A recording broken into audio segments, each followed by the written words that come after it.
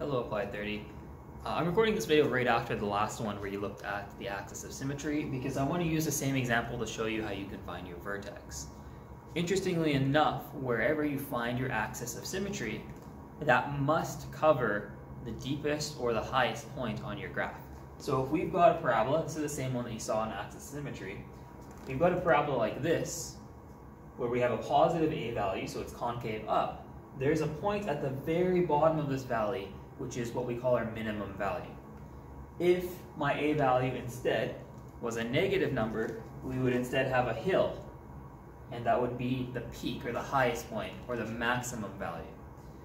What we can do is if we figure out the axis of symmetry, in this case we figured it out to be +1, we can plug that into our equation of the line, and that will spit out where our vertex is located. So the math ends up looking like this. I restate my equation as a y equals or an f of x equals. That way I'm solving for my y coordinate. I plug in my 1 for my x value because we figured that out as our axis of symmetry. So I end up in this case getting 2 times 1 squared minus 4 times 1 plus 4. That simplifies a bit to 2 minus 4 plus 4. The minus 4 and the plus 4 cancel out, and I'm left with y is equal to 2.